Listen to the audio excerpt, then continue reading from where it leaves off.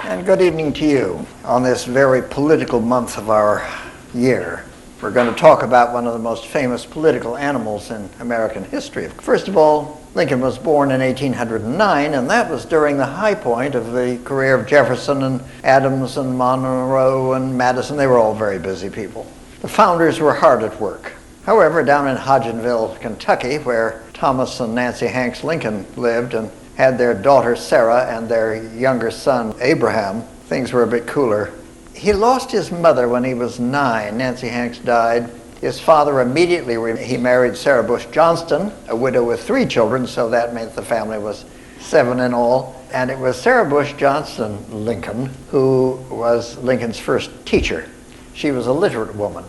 Now this is very important in my view, that Abraham Lincoln began his education. And literacy is the foundation of his success, I'm sure of it, unlike today's attitudes. His parents would move around constantly from Kentucky to Illinois and to Indiana and so on and back to Illinois and such and such. When he was 19, he was finally out on his own. He was old enough, he felt, apparently, and he took a job as a pole man. You know, the Ohio river system, the Illinois, the Sangamon, the Wabash, the Missouri, all these rivers drained into the Mississippi. And this was the big freeway system, the highway of commerce. All these rivers carried commerce out to the rest of the world, down the Mississippi to the Caribbean and so on. Very vital system. So it was very busy. And there were thousands of these barges and hundreds of pullmen to move them around this system. And he was one of them. Big, tall, strapping fellow, 200-pounder. So this was his adventure out in the big world. Well, during one of their trips on the Sangamon, they stopped overnight at a little frontier village. New Salem was its name. I think there were maybe half a dozen structures and 70 people living in them. It was pleasant. He rather liked that, but it was just an overnighter. This was a trip that he was taking, the whole crew, down to the big, foreign, exotic city of New Orleans. He'd never gone this far before, going all the way to the bottom of the Mississippi. Well, when they got to New Orleans, they had a layover, and I think it was on a weekend, 2 or 3 days before they began their journey north again. And he was walking around, looking at the sights, and he came across a big, busy plaza, marketplace, people everywhere doing things, this, that, and the other. In the corner of this plaza was a platform on which stood 8 to 10, 12 people, naked, chained together, moaning and crying out in misery.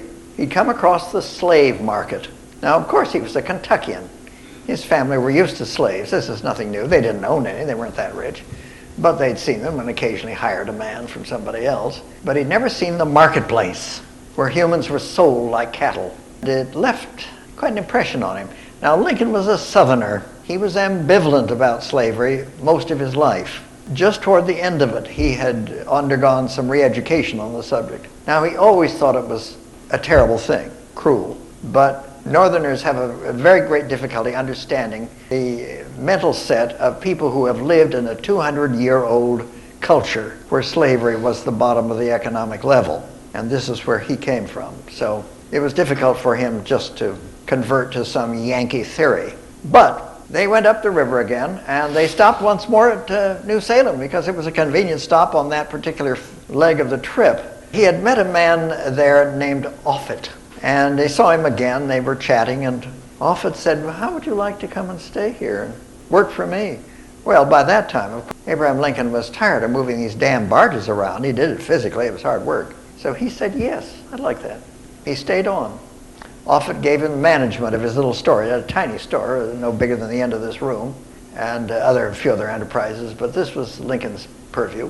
And he worked there for quite a while, several years, on and off. And he also became the postmaster for New Salem, which was a box with a slot in it down at the end of the counter. And he did odd jobs. Farmers always needed occasional help. And he was big and strong and affable and gregarious in his way, maybe a little garrulous as a young fellow. He was in his 20s now.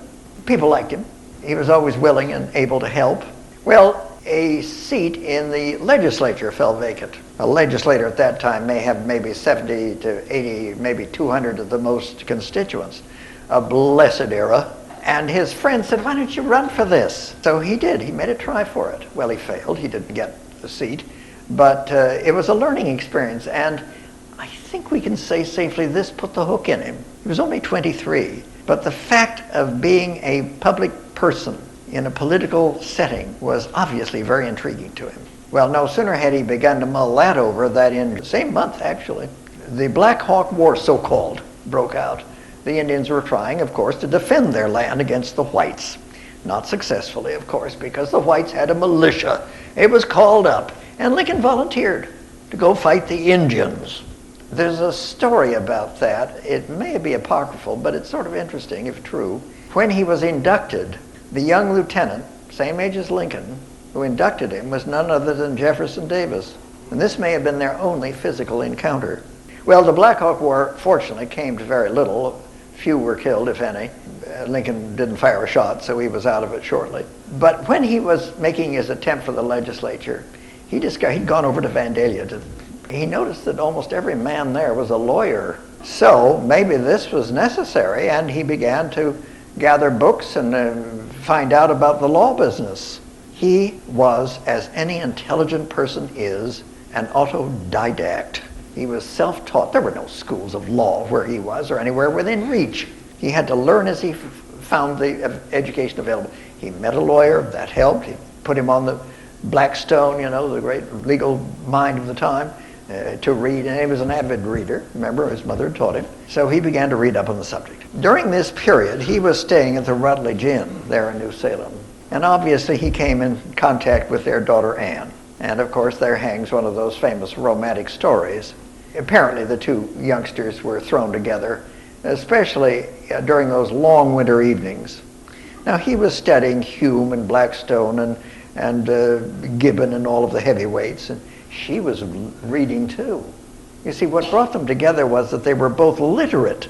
And of course her books were Hawthorne and Keats and Austen, Jane Austen, a bestseller, and Byron. Oh, she loved Byron. But what they read together out loud was Shakespeare. They sat by the long fire there in the inn and during those evenings read Shakespeare aloud to each other. And of course there were the Rutledges not far away. In the winter, wherever the fire was, that's where all the people went. So it was a platonic arrangement, but they were sharing their dreams and goals for the future, it was obvious. Well, in the summer of that same year, he made another attempt at running for the legislature, and this time he was elected.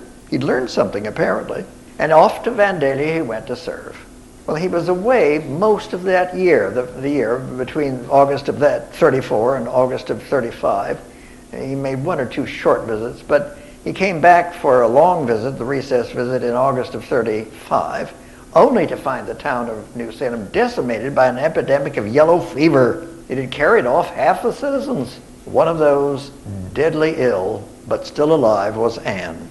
He found out about this, of course. Somebody told him that she was being cared for in a farmhouse on the outskirts, so he rushed to her bedside. The farm wife said not to take hope, Mr. Lincoln. It's too late. But she showed him in, and he went in to sit by her bed. The farm wife could hear murmuring. Whether it was just Lincoln talking or whether Anne could actually respond to him, it's not clear. She didn't know. But later that day, Anne died. Well, Lincoln vanished. He simply disappeared. He went off in the hills by himself. His friends were very worried about him. They knew he could be depressed. We know that he was a depressive personality. And this was a very searing experience for him, apparently.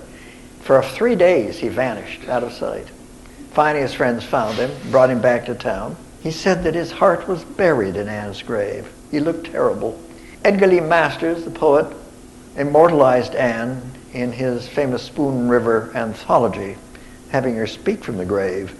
I am Anne Rutledge, who sleeps beneath these weeds, beloved in life of Abraham Lincoln, wedded to him not through union, but through separation. Bloom forever, O Republic, from the dust of my bosom. Very moving. Well, whether their relationship was a romance in that sense or not, it was a deep friendship, and it had meant a lot to him. In June of 36, he was reelected to the legislature. He was apparently doing pretty well.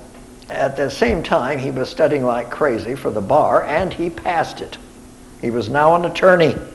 In April of 37, he left New Salem, moved to Springfield, a boomtown not far away, and he never returned to New Salem. In the summer of that year, he met a Miss Mary Owens, plump, personable, available young lady. Apparently he wooed her, if you will. Yet when he came around to the proposal, he had a bad image of himself. You've known people like this. He just, oh, Miss Owens, you know, I'm not a very successful lawyer. I mean, money, and I don't think a legislator. I'll be very long, and I've got poor health. Oh, blah, blah, blah. Finally, he popped the question. She said, not on your life. Wouldn't have you on a bet. Well, this was a bit of a shaking experience for him as well. He was rejected. But men have to get used to this. In his political life at the moment, he and 8 other very tall men of the legislature, they called them the Long Nine, decided that Vandalia was a backwater already. And that Springfield was the boomtown of the area, and that's where the capital should be for the new state. This was a relatively new state, Illinois. So they got the legislature to move it. And Springfield, with its very beautiful state house, has become the capital and was and continues to be to this day. Well, in 1839, at a ball for the legislature, and I think it was the election of Ninian Edwards as governor, everybody was there, of course, and he attended along with all the other legislators, and that's where he met Miss Mary Todd of Lexington, Kentucky. This would lead to something more permanent, obviously. During the ball, his eye fastened on this young lady. She was quite a belle. Of course, she was from the very powerful and well-to-do slave-owning family of the Todds. And she had a finishing school education, spoke French, a little Spanish, and she was beautifully turned out and very vivacious. Interestingly enough, she was the older of the 2 sisters, she and her sister.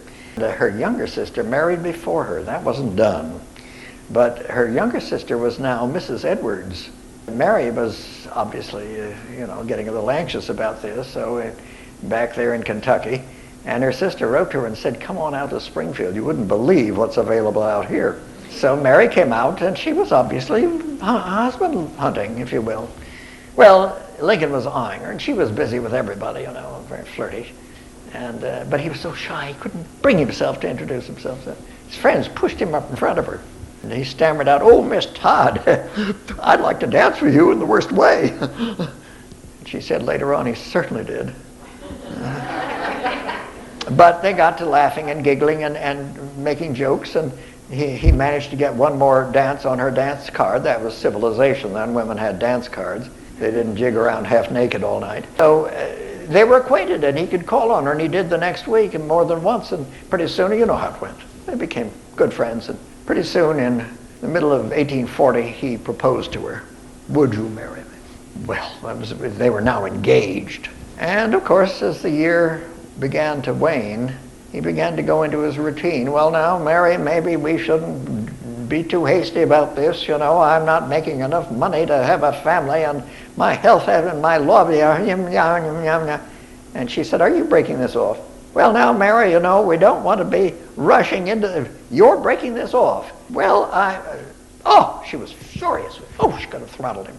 He did, and of course he was plunged into a deep depression. He ran off to Cincinnati while she was broadcasting what a fool she had been. She'd been telling everybody about their upcoming marriage. Well, she'd been jilted, in effect. This was terrible. Well, there he was in Cincinnati, ready to do himself in. His friends were convinced of this. They were searching for him. They didn't know exactly where he was. He went all the way to Kentucky to get a little chemical help for his depression from a friend he'd known. And then he tried to get a job in South America just to get away from what he'd put himself through.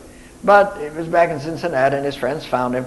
They brought him back to Springfield with a case of clap, but that's aside. They convinced him that he should propose a second time. They mollified Mary, which took some doing. And finally, he proposed a second time. She said, I will. So that shows where she was going. Mary's an interesting personality, of course. She, as with many women who married beneath them, married down, in other words, she was totally dedicated.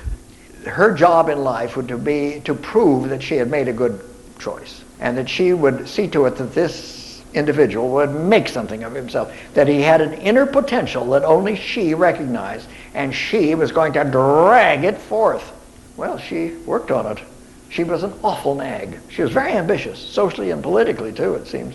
She just ground at him all the time, straighten up, pull yourself, all this business. She was going to make a gentleman out of him. Well, he was a country boy from Kentucky, for God's sake. They had 4 children, they're all boys. Their first son was born in 43, that was Robert, the eldest. And then in 46, Edward Baker, who only lived 4 years, so he's out of the picture. And then their son William, was born in 50, and then their last son, Thomas, whom they called Tad, was born in 1853. Mary's nagging and all of this was well known. The neighbors knew about it. And they thought of Lincoln as a worm because he never spoke back to her, never fought back against her nagging and so on. And he was always doing something to irritate her, which brought it on. For instance, there was a day I remember hearing about that she was expecting some friends for an afternoon tea, or half a dozen women were supposed to be there. And she was upstairs getting ready. Well, wouldn't you know, he decided to stay home from the office that day. Molly, I won't get in the way. He called her Molly. I won't be in the way. I'm going to be in my office. He had a little cubbyhole under the stairs. She said, I'm going to stay out of sight. The doorbell rang well before Mary was ready. Somebody had arrived early. And they had a woman working in the kitchen and so on. And he says, all right, Sarah, I'll go. He's going to be helpful.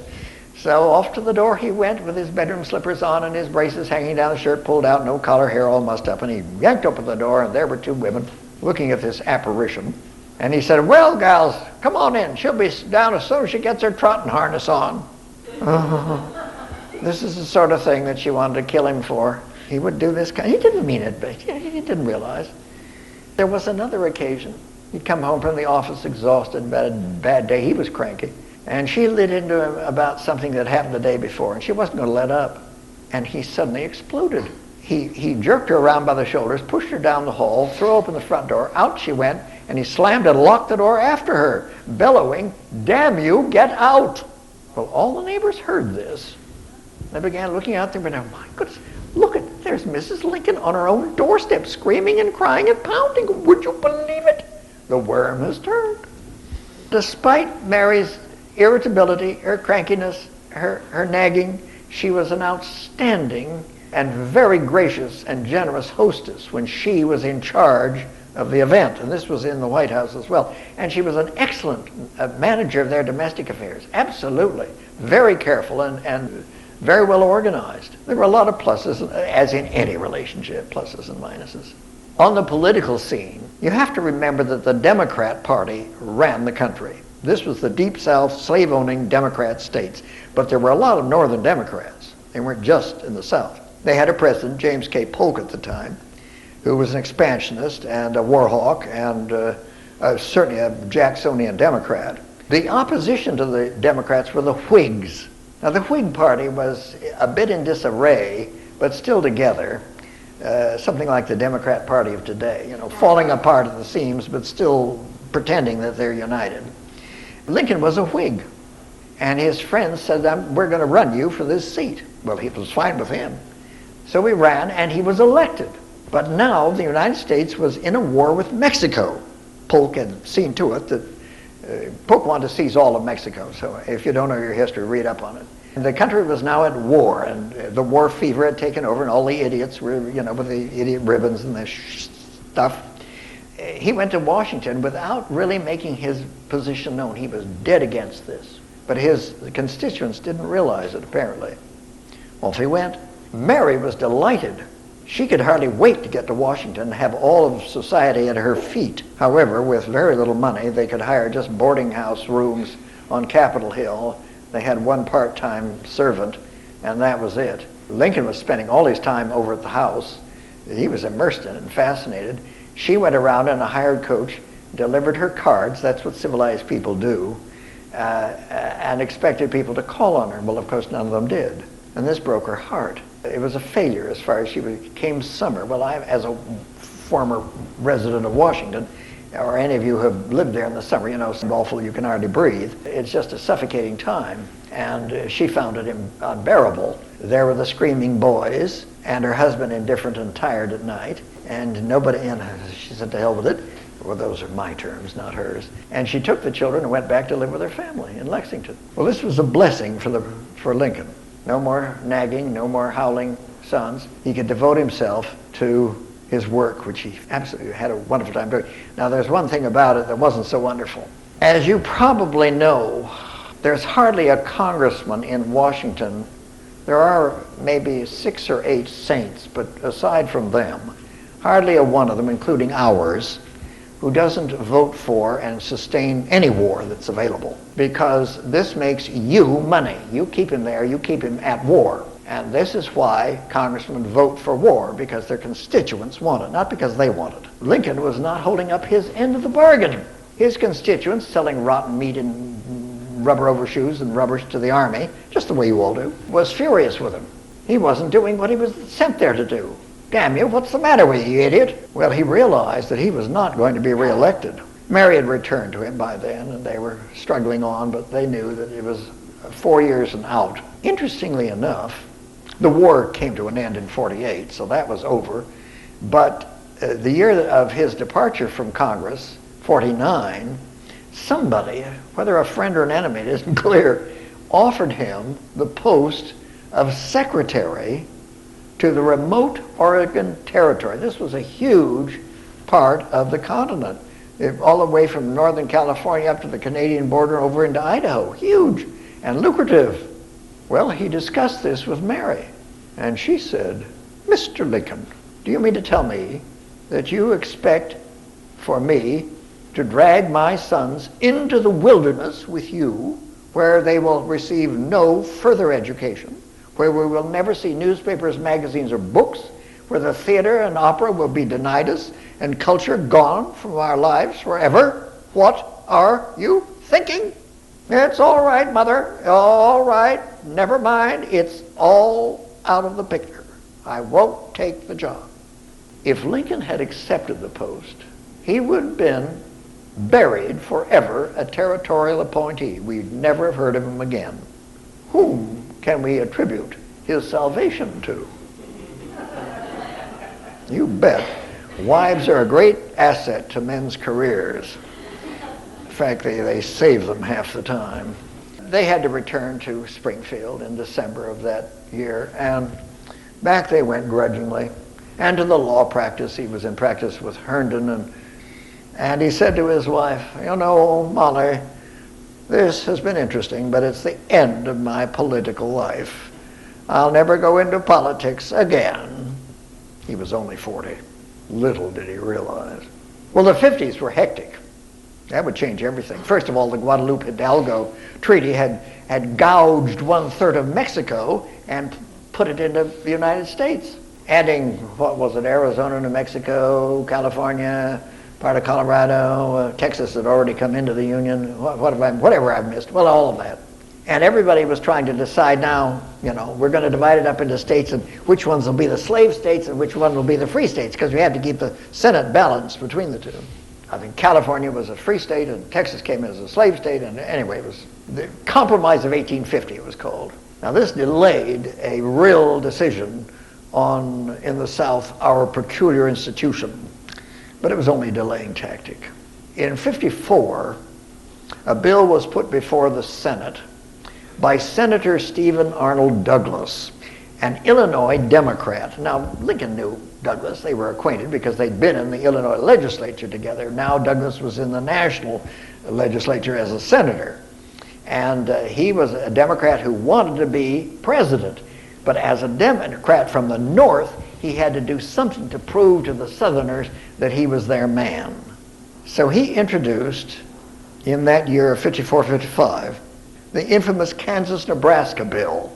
Kansas and Nebraska were territories that were coming in as states. Would they be free or slave states? And the Kansas-Nebraska bill said, everybody in these new states can decide for themselves. Slaver, free soiler, slaver, free soiler, whatever. This was going to settle it. Anybody from Kansas or Nebraska? We're a civilization here. If you had been, your grandparents would have told you about bleeding Kansas. Neighbors turned on neighbors, killing them. This was John Brown's raids with his sons. They only killed 6 people, but there were over 200 people in this thing slaughtered. Everybody was rioting, and it was a massive horror. Everybody was in chaos. Kansas-Nebraska bill. This certainly focused the attention of the public. It was a disaster. The Whig Party was really falling to pieces. There were a lot of people that were dissatisfied with the lack of muscle on the part of Whigs on the issue of slavery. Slavery was becoming the total focus of the nation. There were many other small parties that had began to coalesce, let's say, with the former Whigs. And in '56 they formed a brand new party, which was called the Republican Party. Right. And its motto was free soil, free labor, and free men. It was a party of virtue, vision, and virility. And as a Republican, I'm looking forward to the day when it can reclaim some of these virtues. This all appealed to Lincoln, and he joined the new Republican Party. The next year, actually at the end of that year, the famous Dred Scott decision was handed down. Dred Scott was a slave. He was owned by a man in Missouri. Missouri man moved him up with the other slaves into the Minnesota Free Territory, which eventually became a state while they were living there. And Scott married, began to raise a family, and then his former owner decided they were all going to go back to Missouri and ordered Scott to leave his family or whatever and come with him as property. And Scott said, no, I'm a free man. No, you're not. You're my property. Well, they went to law, and it fought its way all up to the Supreme Court, and Chief Justice Taney handed down the decision that blacks have no rights, that white men need respect. If this didn't galvanize the new Republican Party, nothing would. Now, abolition was the focus. The following year, Senator Douglas came up for re-election, and Lincoln ran against him for his Senate seat. He had tried this once before, as I told you, and failed. This time, when he accepted the nomination to run, he gave his famous House Divided speech. A House Divided cannot long endure, half slave, half free, and so on. It's a good speech, you should read it. Well, their managers decided that they should have a debate. Debate? What's that? Today, we haven't a clue as to what a debate is, but this was a real debate. Now, they traveled all over. I think there were 7 or 8 of these, all over Illinois and a little bit in Indiana. There was no public address system. You got up and you bellowed at your audience for hours, and people came to listen.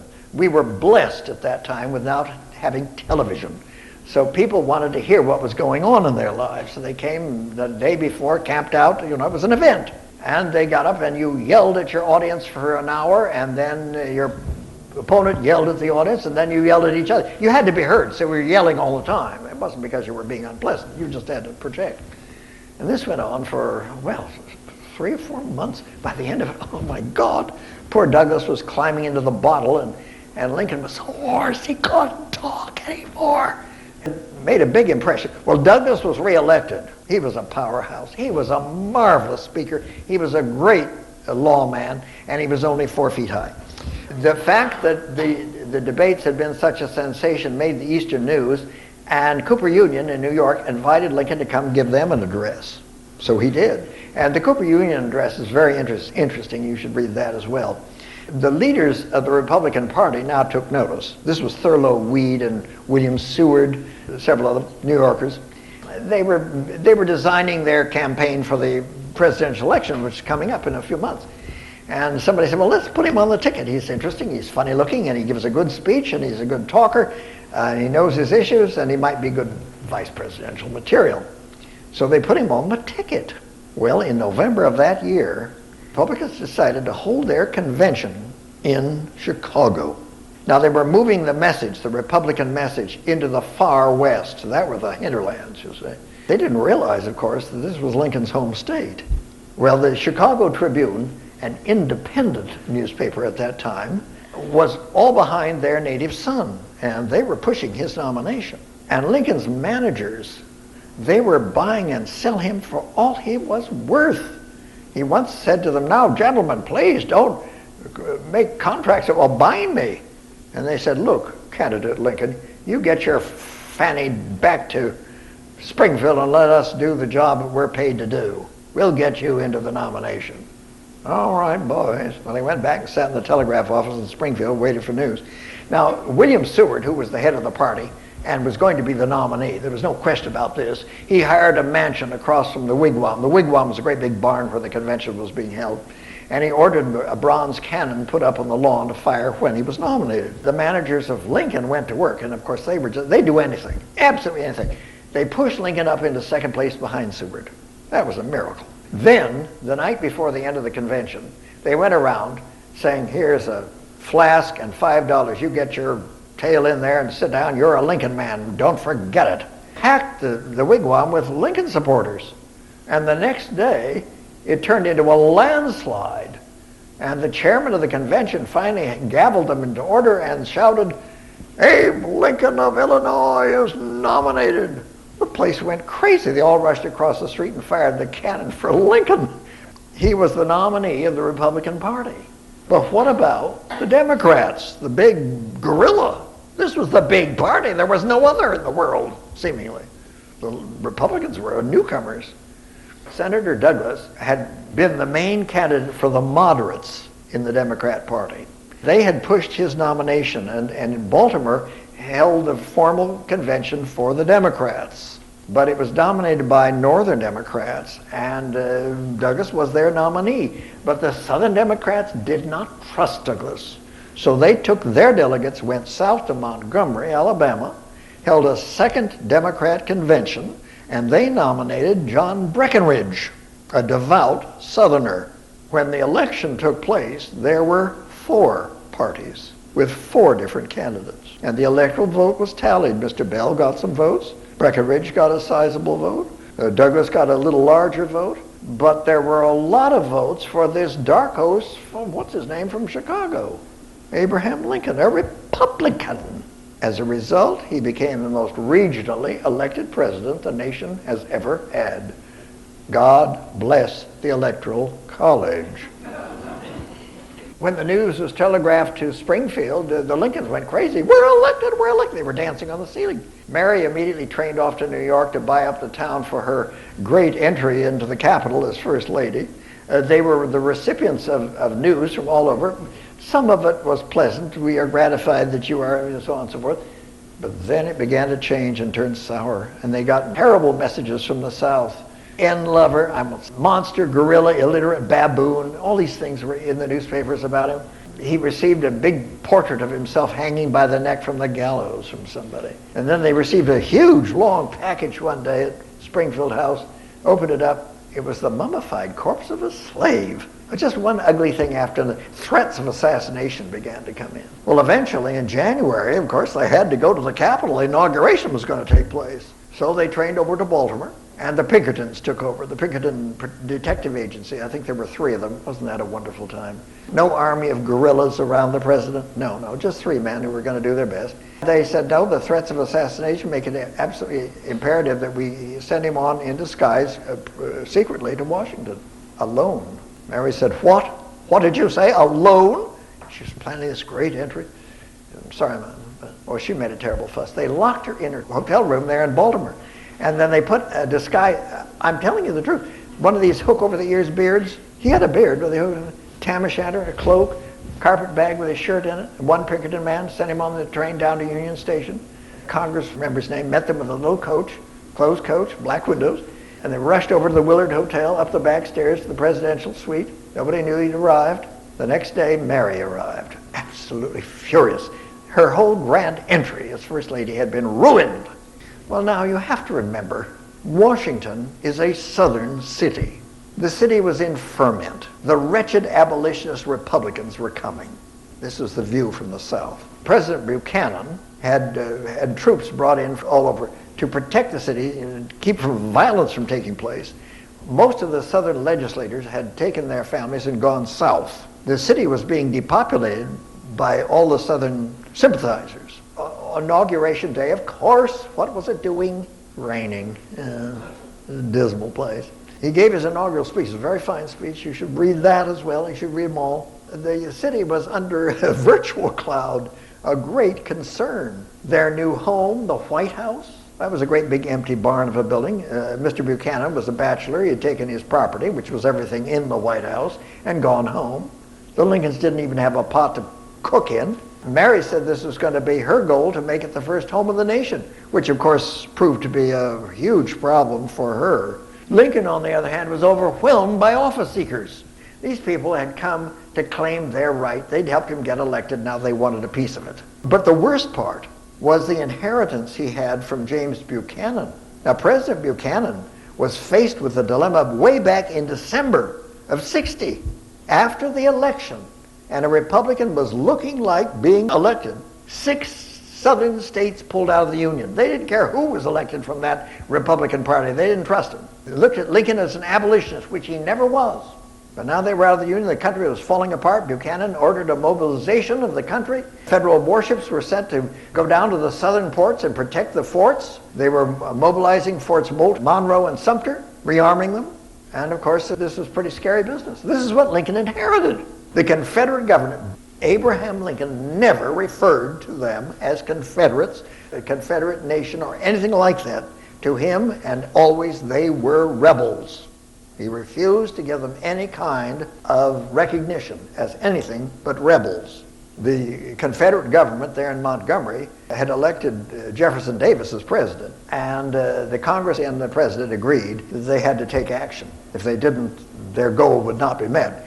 And so Davis ordered Governor Pickens of South Carolina to have General Beauregard attack Fort Sumter. And on April 12th, the great bronze cannons there in Charleston Harbor were ground round on their granite bases away from the Atlantic aim to focus on Sumter there in the middle of the bay.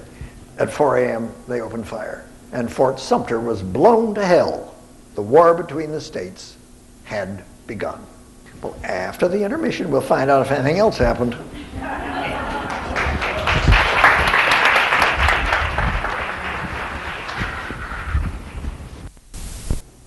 After the attack on Fort Sumter, very little in the way of action occurred for 2 months anyway.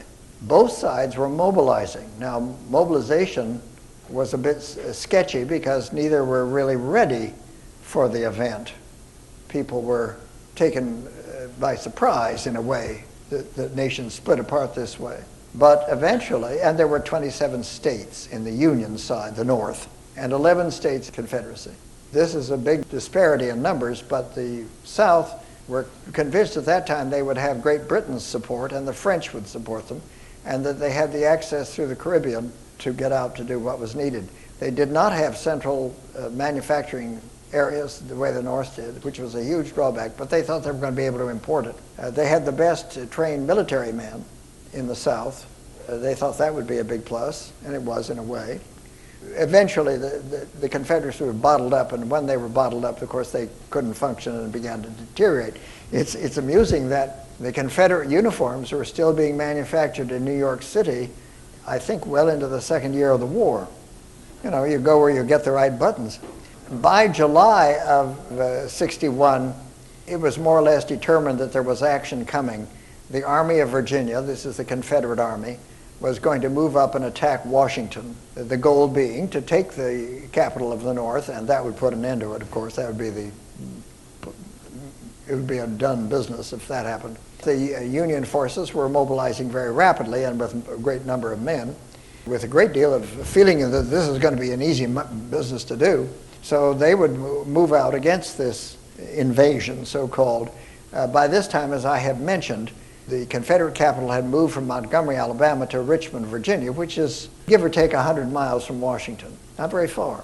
When the Army of Virginia began to move up toward Washington, of course, the Federal Army mobilized quickly and began its southern movement to counter it. It was determined that they would meet in McLean County, Virginia, which is a little over 30 miles from Washington, in the Manassas Valley. There was a little creek running through that, which they called Bull Run. That would be where the battle, if it took place, would take place. Well, in Washington, everybody thought this was going to be a gala event. We were all prepared for a good time. You know, trouncing Johnny Reb was, you know, a wash. People left the city early the day before, sometimes on trains, to go out there. The senators on horseback, ladies in carriages with picnic baskets. It was You know, I think it took place on Sunday. It seems so Sunday-ish to me, anyway. Everybody went out, and it was a shallow valley, and the northern spectators settled up on the hills above the place at issue, and they could look down in the valley, and you could see the armies were there assembled, and they were already engaged. The gray uniforms and the blue uniforms were discernible. You could see puffs of smoke, and then you heard crack, crack, crack, crack, crack. These were the rifles, and a glint of sun on the sabers as the officers moved around among the men. Pretty soon, the boom of cannon and black, acrid smoke began to fill the air. Well, we were breaking out the egg sandwiches and enjoying the spectacle when somebody said, look, our army's turning back in the wrong direction. And everybody began and somebody said, my God, that's a rout, and they're coming this way. Oh, panic. Everybody began to panic. Pretty soon the soldiers were running right over everything. Everybody was in hysterics, rushing to the trains, rushing to their carriages, getting on their horses, tearing back on the roads to Washington as fast as they could go. Everybody hurtled back to Washington, plunged across the Potomac, over the Alexandria Bridge, the chain bridge up above it, into Washington, through Washington, and over to Union Station, and getting on anything that would roll up to Baltimore. Within hours, the capital was virtually abandoned. Well, the government offices stayed, and of course the president's party, everybody was there in the government circle, federal troops up and down the river. They were putting chains across the bridges there so that nobody could cross, and ready to defend Washington from invasion. And Lincoln knew that if the capital had been taken then, that it was the end of the war, and the South would have won that war. That was a very scary situation. The president of the Confederacy, Jefferson Davis, trained up from Richmond to Manassas. He arrived on site as the rout was underway. And his generals explained the situation, and he said, well, why don't we just push on and take Washington? But they said the feds are pulling up the tracks as they go, and we don't have a supply line that will reach the Potomac sufficient for a siege across the river. Well, Davis understood this. He was a military man. So he said, well, then I guess you're right. We should pull back. And they did. So the first Battle of Bull Run, the Battle of Manassas, was a draw, or some say a Southern victory, whatever the case. That was the status. Now, in Washington, Lincoln was faced with a terrible dilemma. First of all, Congress was in recess, so he declared martial law right away. And he seized the telegraph office, all the communications, whatever there were. The railways were all under government control now. The ships were ordered to harbor, or the Navy fleet was ordered down to blockade the southern ports, all of the ports. And he suspended the writ of habeas corpus. As we've been hearing about, it's just been suspended again by our beloved leader. So we're all without any protection. We could all be thrown in prison anytime and disappear, or be tortured at the will of the government. I'm not lying about any of this. This is a fact. If you don't believe me, look into it. But he suspended this, and of course this was temporary because when the Congress came back and the courts got into it, they made him reestablish it. It was unconstitutional. It's only established when a nation is under invasion from a foreign power. That isn't the case now. It was the case then. So all of that took place. Congress, the Democrats in it, said, you're a dictator, and of course everybody said, well, it doesn't matter. We're trying to protect the country. So, these arguments go on. Well into the second year, it was just defeats and stalemates and inconvenient actions. George McClellan had been put in charge of the Union Army, and he drilled the daylights out of the soldiers, but they never fought any battles, according to Lincoln. And Lincoln went out in the field and tried to direct battles himself and got his hat shot off. And that put an end to that. The Congress itself, dominated by Republicans in general, was now beginning to separate into two realms of thought, let's put it that way. There was the moderate section who wanted to reunite the Union. These were the ones that were really supporting Lincoln. But they were being outnumbered by the radicals. The radicals wanted to absolutely obliterate the South. This was a war of revenge. Lincoln knew that this would never do anything toward his goal of bringing the Union together again. So the radical Republicans would be his opponents all through his administration. They were very unhappy with his choice of a war secretary. He wasn't very happy with it either. The radicals had their man that they wanted Lincoln to appoint. Well, Lincoln knew this man, Edwin McMaster Stanton. They were both lawyers. Lincoln and Stanton fought together on the same side of a railroad case. Stanton was a barracuda, a real shark. Lincoln recognized this, but he also thought, well, maybe he'd do a pretty good job. So he dumped the first and put in Stanton as his war secretary. Stanton was a tornado of energy and dedication and duty, and a man of quite sterling virtue in many ways. Within 6 weeks, he got the War Office reorganized, and he enabled the war to move forward. The armies began to move. Well, he was a remarkable manager, totally dedicated to what he was going to do. And by the end of the conflict, the Europeans said that the Union forces were the best trained, equipped, and organized force to march the face of the planet. And this was largely due to Edwin McMaster Stanton. However, he and the president did not agree on a great many issues, as you can imagine. But he was the Secretary of War, so he should knuckle under. Well, he wouldn't. On the major issues, the vital issues, Lincoln virtually had to wrestle him to the floor to make him cooperate. And he gave in on the minor ones. Lincoln would just say, oh, what the hell, let him have his way. There was an occasion, for instance, that indicates that a man came to Lincoln and wanted a job in the War Office for his son. He'd helped Lincoln get elected, And he wanted a cushy job for his son, get him out the front. And Lincoln said, oh, yes, I understand. Well, here. And he took his card, President of the United States, Abraham Lincoln. He wrote a message on the back. He said, now you take this over to Secretary Stanton. He'll know how to deal with it. You go on. So the man trotted confidently over to the War Office, that beautiful building next to the White House. And he went in, and of course that was a day of civilization. The heads of state and all their agents were able, you could go in and see them. You didn't have to go through an army of thugs. And so he marched into Stanton's office. He was beavering away there at his ring. And he plunked down the card, and Stanton looked at it and said, oh, what is this? Oh, for God's sake, get out of here. The president's a damn fool. Threw the card at him. Well, the place seeker rushed back over to the White House, and he told the president, he said, oh, Mr. President, the War Secretary called you a damn fool. And Lincoln said, oh, called me a fool, did he? Well, Stanton's generally right about everything. That same year, in the summer, there was a considerable tragedy in Washington. Typhoid broke out. Stanton's son was killed by it, and so were the Lincoln's son, Willie.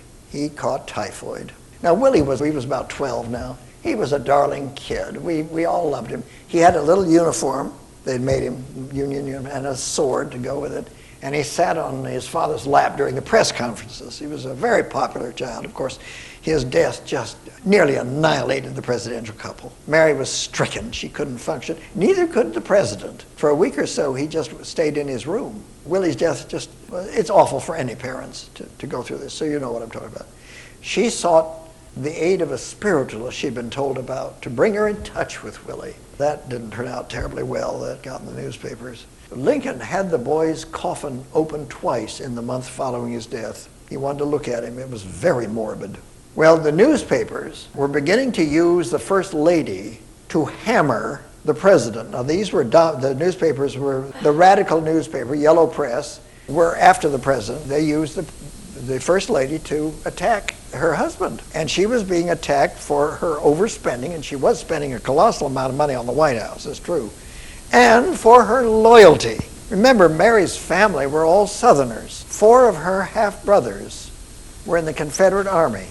They were all killed. Now, she remained in touch with them as much as she could, but the circumstances were pretty difficult. Regardless of her love of her own relations, she was totally loyal to her husband, totally loyal to the Union cause. There was never any problem with that at all in reality. But of course, that doesn't have anything to do with the Yellow Press. They'll say anything they want. She was investigated by a commission of the Senate for these things. Would you believe it? He had to go and testify on his wife's behalf before the Senate subcommittee. Washington was a depot for the trains coming in from the south and from the west, bearing the wounded and the dying. There was no place to put them, so all the public buildings turned over their ground floors into these, you can't call them hospitals. They weren't just a place, bunks and on the floor and everywhere. There were no latrines. They couldn't feed them properly. The stench, and they were dying by the dozens. every day. Oh, just horrible, horrible conditions. Well, the First Lady knew about this. She heard about it in the newspapers. So she began to round up cabinet wives and senators' wives and so on, and to try to bring some help to these miserable men in their condition.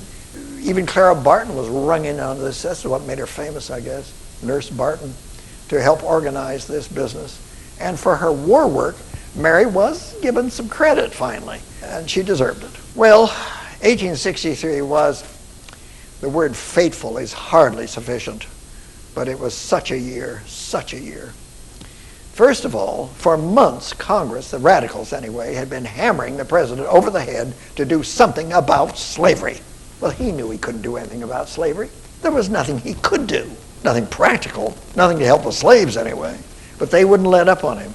And in January, he gave in and issued his famous Emancipation Proclamation. He did this grudgingly. It's a brilliant document, one of the major ones in the American history, but still, he knew it was a hopeless situation. After all, Kentucky, Missouri, and Tennessee were slave states, and they were loyal to the Union. Emancipating all the blacks in the United States, all of them, forever, wherever, was pointless. If he emancipated the slave states who were loyal, they would go over to the Confederacy. And he obviously had no control over the slaves in the Confederacy, did he? So what's the point? It would only make the South more hostile. And exactly that happened. But it has to be said that throughout the North, the Emancipation Proclamation was a huge moral weapon that helped to galvanize Northern thinking on the war itself. The object of the war was not slavery. The object of the war was to reunite the Union. But people being what they are, they went for the emotional hook, and that was slavery. It's not hard to understand.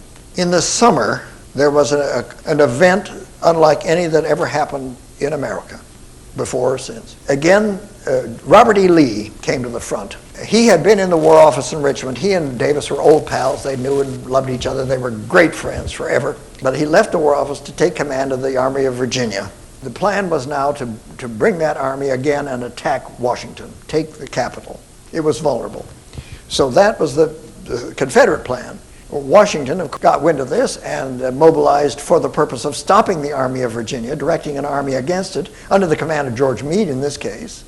And by the time that Lee's army made it into central Pennsylvania, the Northern troops were marching out there, and they met around the Gettysburg area, fields of Gettysburg. And for 4 horrible days, they fought.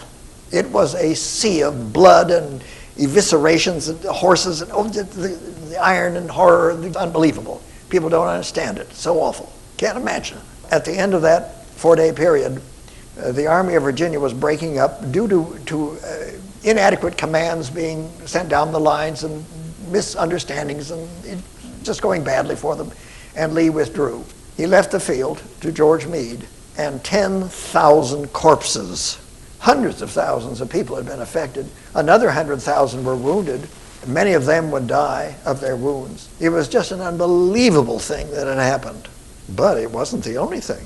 On July 4th, that same week, over to the west, something else almost as staggering took place. You know, at the beginning of the war, Lincoln had appointed John Charles Fremont as commander of the Western Department. Fremont made some missteps, and he was eventually cashiered by Lincoln. But before that, he had ordered a little unknown general named Grant to go take the fortress of Vicksburg on the Mississippi River. This was a command from Washington through Fremont. Vicksburg, Mississippi, of course, is in the deep part of the southern part of the Mississippi River. Both sides of the Mississippi were in Confederate hands. So the idea was to break the hold that the Confederates had on the river and bring Federal boats up the river and down the river and attack the Confederacy from the interior that way, bringing ships and troops and the rest of it. But you understand that. Grant fought his way down through Arkansas, my God, poor man, and downriver, crossed over below Vicksburg, didn't attack it from the bluffs. Vicksburg is a big fortress with cannons. And so they went down below it, fought inland, came up on the eastern side of Vicksburg and attacked it from the east. It took 5 weeks, I think it was, to do this. Vicksburg fell on July 4th, 1863, opening up the river. This was a huge advantage for the North. And of course, that and Gettysburg began to change the course of the war. It should also be pointed out that within 4 months, Ulysses Simpson Grant was made commander of all Union forces.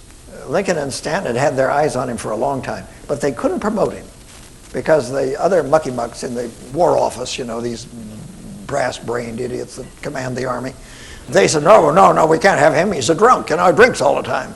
Lincoln made his famous remark, I wish I knew what he drank. I'd feed it to all the rest of you. Well, July isn't over with. We're still in 63. In desperation, Lincoln ordered the first American draft. It resulted in a riot in New York. Rich men could get their sons out of the army for $500. The drafting of white males brought them into a situation where they were confronting, in that region anyway, the formation of a black regiment. This is a famous black regiment, by the way. This turned into a race riot. And the rioting took place over a 3-day period. The mansions on Fifth Avenue were set afire. The shops were being destroyed. The city was in chaos. 1,000 people died, many of them blacks. The president rescinded the draft order. By the end of that year, 63, Congress decided it was time to dedicate a cemetery to the Union dead.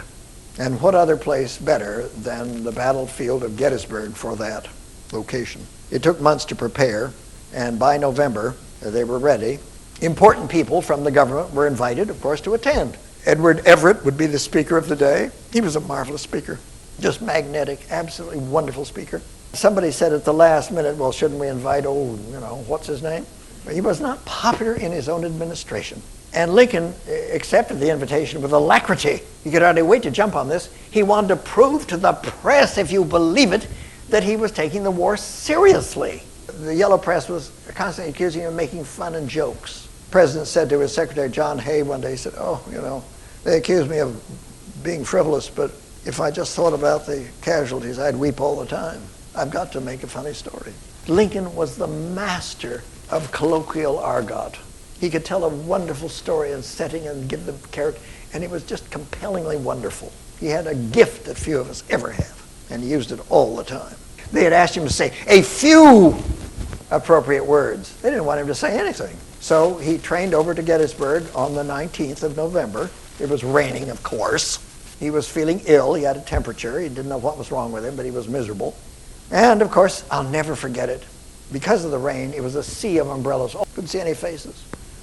Everett spoke for over 2 hours. By the end of his speech, people were going home. And then the chairman said, "The President of the United States." Lincoln stood up. He removed his hat so that everyone could see him. He stood above everybody. And he stepped up to the lectern, and people began to drift back to listen.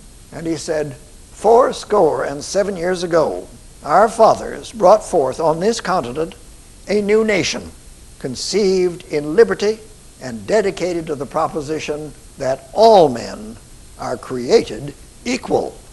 And 2 minutes later, he was finished. The crowd drifted away.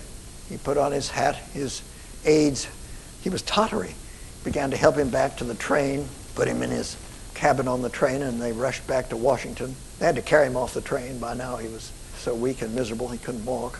Rushed him over to the White House. The doctors stripped him and examined him. Oh my God, the president has smallpox. Yes, he had smallpox. And the word smallpox, the White House began to, rats just running out of it. Everybody ran out. They were terrible. Well, it's terrible. It's a deadly disease. But in his case, it was varioloid, and that's a minor form. Variola is the one that kills you. So when that was discovered, then of course his family stayed. They weren't worried about catching it, and the White House staff and so on. And he was sick for about 2 weeks. Actually, the second week he was going in and out of the office. He was on his feet. He was getting back to it. And pretty soon, the office seekers who had just vanished, he was able to work without, the hindrance of them for quite a while. They began to come in. And he said to one man, now I've got something I can give everybody. 64, the casualty lists were just enormous. I mean, it was just hideous. We had to get this over with. This had to be ground to a halt. We cannot go any longer with this. It's just destroying the manhood of America. Grant knew this. The president knew it. They both hated the war. Grant hated the army. He hated everything about it. He wanted to get over with as soon as possible. Lincoln gave him his head to do just that. Now, Lee was just as determined to prevent the Union armies from taking Richmond. But during the spring of 1864, They fought the terrible Wilderness Campaign. If you've never lived in that part of the world, that part of the country, it's hard to visualize the lay of the land between Washington and Richmond. But Virginia, through which they had to fight, is all broken up from the sea, miles and miles inland by rivers and estuaries and swamps and bogs. It's just very difficult. Lee's army kept them in this area, which was called the Wilderness. Grant's army couldn't penetrate it, and they fought all the way down the length of Virginia, fought past Richmond. He could not get to Richmond, past the James River, and he set up his headquarters, Grant did, at Petersburg, which is about 20 miles south, dead south of Richmond. And from there, he had his great cannon brought in. These cannons were the length of this room, and they lobbed 1-ton shells 20 miles. You could hear them whistling, and they came crashing down among the public buildings of Richmond. Oh, it was horrible. He started his siege from there. In the west, the pincer movement was taking shape under William Tecumseh Sherman, and he was to gather his troops. He did gather his forces there at Chattanooga, Tennessee, to begin his drive through the center of the Confederacy and eviscerate it. The Confederacy was a number of states now, remember, and he was going to go through more than one. His army moved toward Atlanta. That was their first destination. And on a mile across was devastation. Destroy everything, the crops, the trees, the houses, the cattle, everything was destroyed. And they reached Atlanta despite the heroic efforts of Nathaniel Forrest and Joe Johnston, the Confederate generals, to stop them. They could not stop them. There were just too many men, too many wagons, too many horses, too many everything pouring in from the north. They couldn't stop them.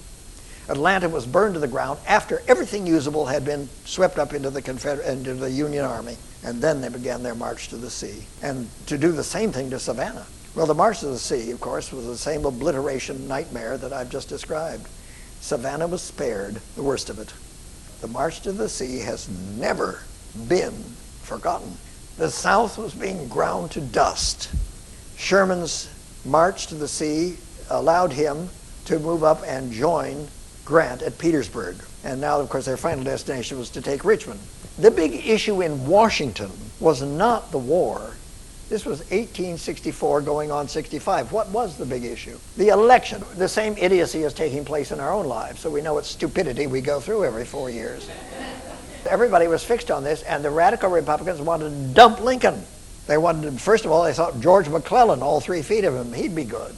Old brass buttons. And then they said, well, no, maybe John Charles Fremont. We loved him the first time. Well, yeah, but that didn't go very well either, did it? Well, anybody would do. However, Lincoln was popular throughout the rural areas of the North. They liked him. And Edmund McMaster Stanton allowed it to be that the army in the field could vote. The soldiers could vote in their camps. This was the first. Lincoln had always been good with the troops. He was always going out for reviews, and anytime he could, going among them. And they knew him and they loved him. And so the election, even though he didn't campaign, re-elected him. It was by a squeak. It wasn't a landslide by any means. And he was so exhausted by the end of it, he went to bed for almost 2 weeks. Remember that the president was afflicted with Marfan's disease. It's very unlikely that he would have lived through a second term. In early part of 65, after the inaugural, Lincoln went down to Petersburg to meet with the generals. Now, he wanted them to assure him that during this coming administration of 4 years, that they would fight with him to support his Reconstruction program that he had, his amnesty program, he called it. And of course they would. They'd be great heroes after the war. There's no question about that. Well, that was a huge relief to hear from them. And the next thing was that he wanted to see the end of the war. Back in Richmond, the President of the Confederacy and General Lee agreed if they could take the government of the Confederacy out of Richmond and give up the city, the devastating bombardment would stop and there'd be something left. Davis and his other administrators took trains into the heartland of the Confederacy and disappeared. Lee took what was left of his army. He had only 6,000 men who could really stand and fight. The rest of them were too ill. They had to be carried. They were out of ammunition. They had horses. I mean, everything was just awful, falling apart. But he led them off to the west to get them out of Richmond. Richmond fell, and Lincoln wanted to see the ruined rebel capital, so they sailed up the James to Richmond, and he walked through the rebel capital. Pretty soon, he began to see hundreds of black people coming out of the ruins. They had been hiding in cellars and basements and sewers and drainage ditches, wherever they could, to get away from the bombardment. And they rushed out to see this man. Now, they'd heard about him, they'd never seen him, and they'd heard about the Emancipation Program. So they looked upon him as a kind of deity, and they tried to kiss his hands and feet. This was heartbreaking. He knew he couldn't do anything to help them, and that probably they were going to get the worst of everything that was coming. It was pretty sad. Well, he went back to Washington. His big battle now was with Congress to overcome the resistance of the radicals to the amnesty program, which was to bring the nation back together, both sides, politically and economically, as soon as humanly possible. No penalties, no revenge. That was his goal.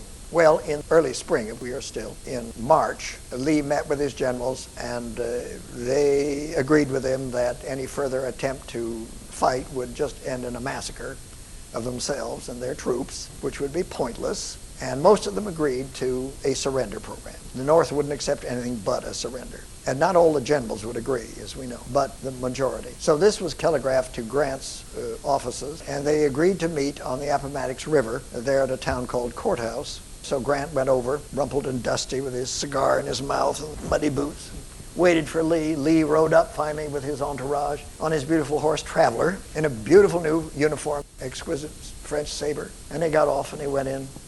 The two generals shook hands, and then Lee unhooked his sword and handed it to Grant. Grant said, "Oh, no, General, keep the sword. We have other matters to discuss." They sat down and began to talk.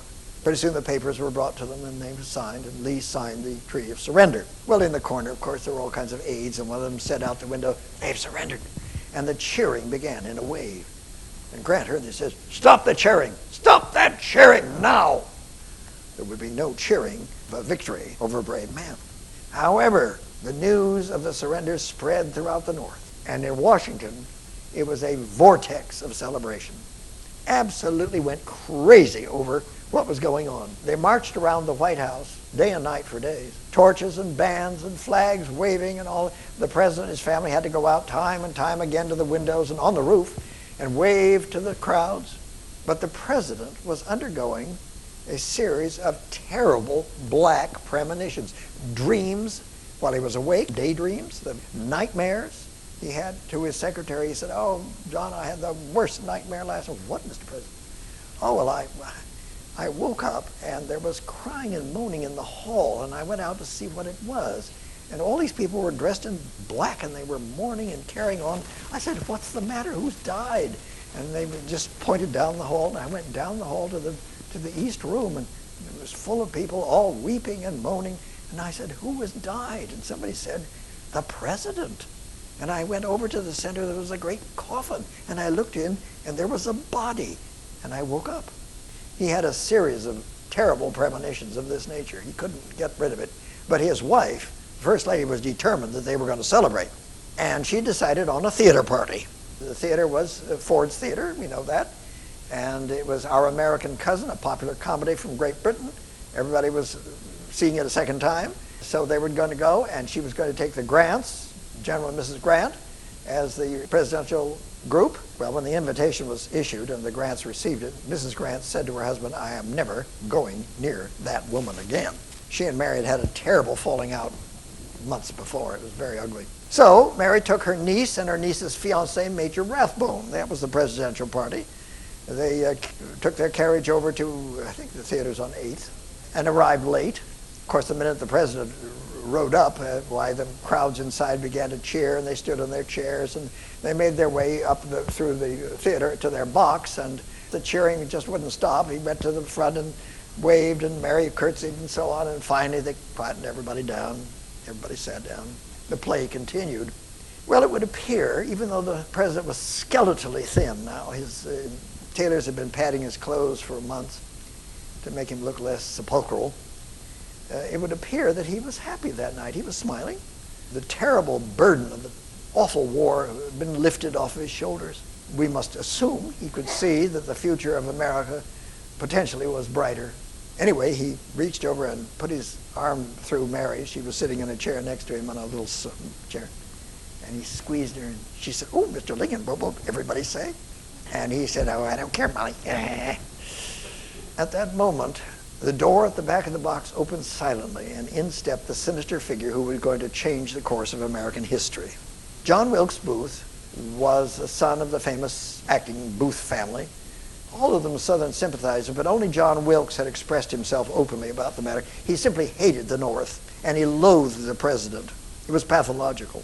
He and a group of dissident elements, some of them ex-Confederate soldiers and so on, had formed a unit to do something terrible to the administration. They hadn't planned what. At first they were going to kidnap the president, take him to Richmond, blackmail the North into surrender. Well, when Lee surrendered on the 9th, that put an end to that plan.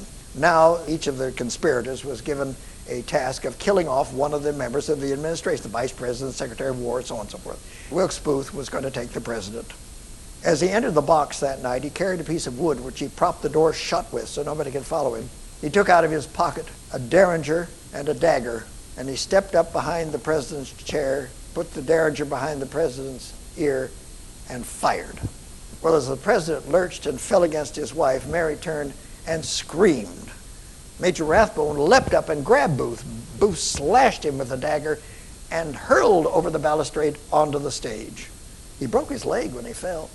He got up and he shouted, "Sic semper tyrannis," ever thus to tyrants, and staggered out through the scenery. The actors were absolutely aghast. Out the back, there was a horse being held for him. He got on the horse and rode off. Well, the minute this happened, Ford's Theater was in bedlam. They were trying to break down the door at the box, and they couldn't get in, and doctors were called, and finally they broke in. The doctor examined him, said, "The president mortally wounded, we have to get him out of here quickly," and lay him flat. They carried him in this chair out to the street. Somebody said they were looking up and down the street for a bed. Finally found a place across the street, carried him in the house, laid him on the bed. Mary followed, hysterical, screaming, just out of her mind. Runners were sent to the other government officers to bring them. The first one contacted of any note was Edwin McMaster Stanton. He was at work at the War Office. He said, "Oh my God," got on a horse, rode all the way across town to Ford's Theater, found out where the president was, rushed in, said, "Get these people out of here, and get that woman out of here," meaning the Mrs. Lincoln. She was hysterical. And then he said, "And bring me that damn drunk. I am in charge of the nation now." Who's the damn drunk?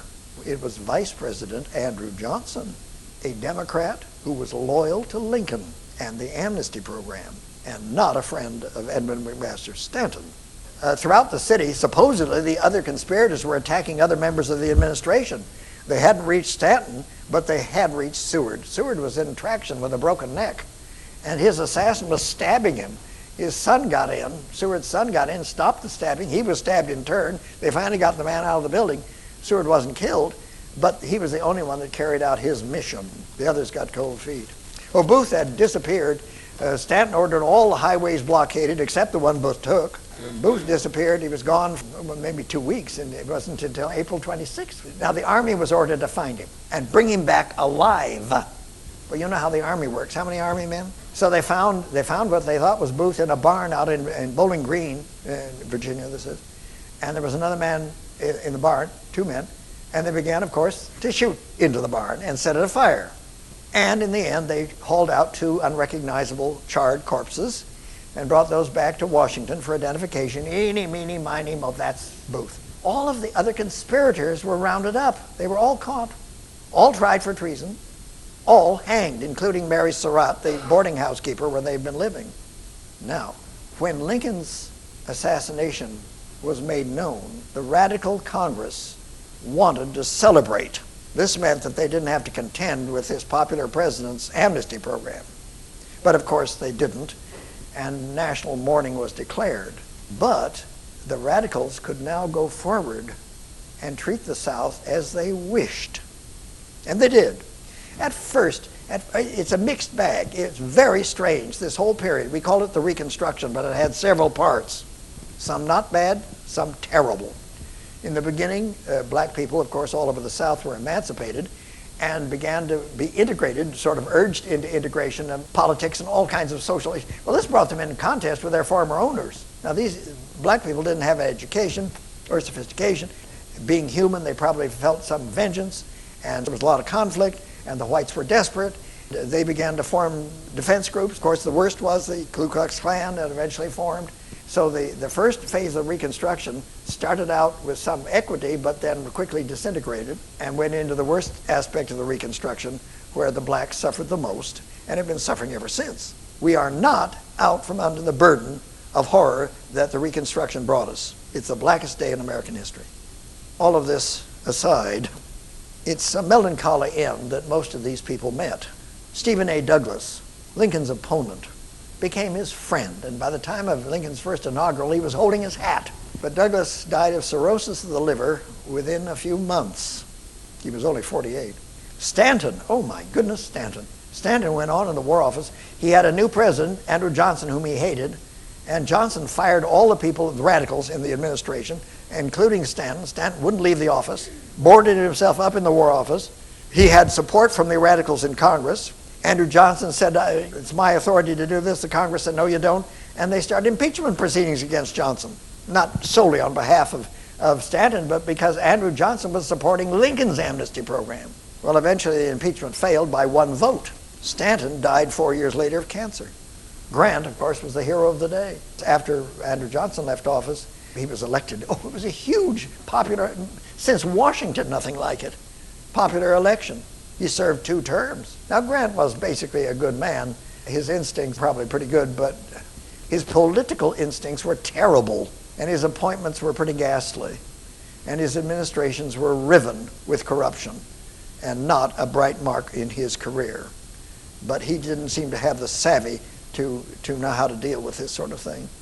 When he left office, he began writing his memoirs, but he lived until 1885. He was only 63 when he died of cancer of the throat.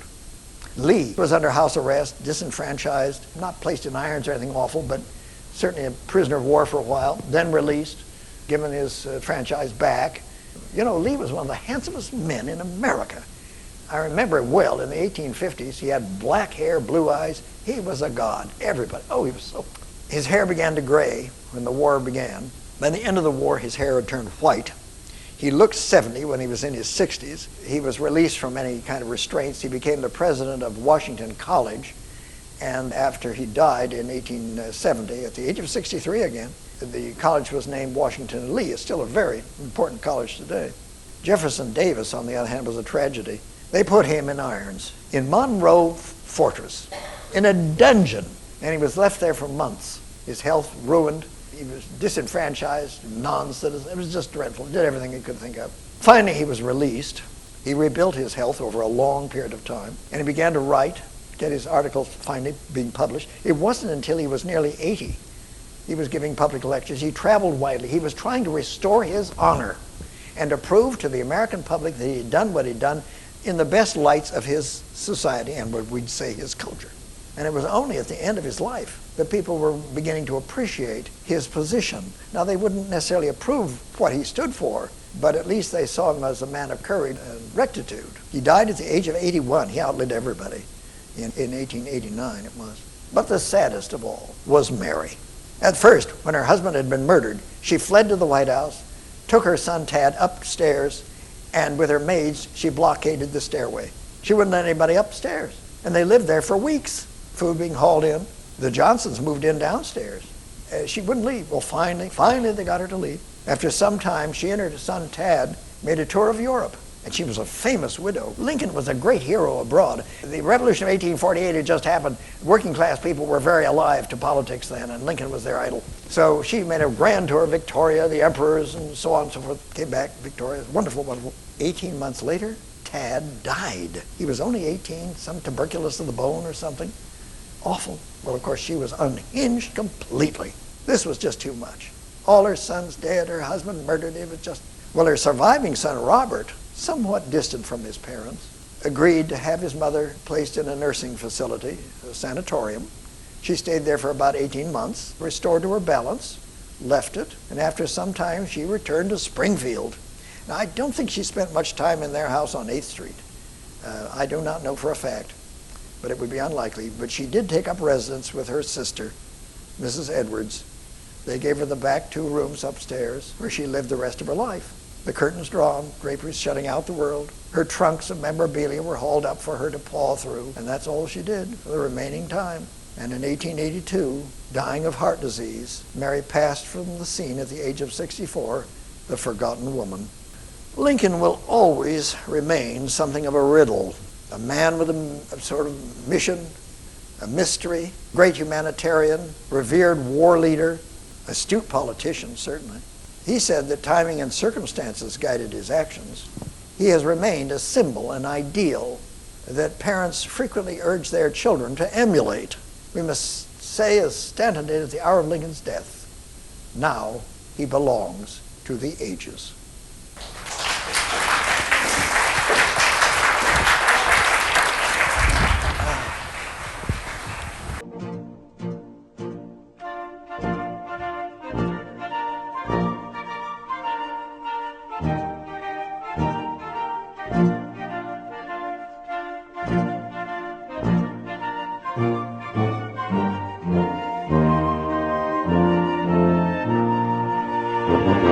Thank you.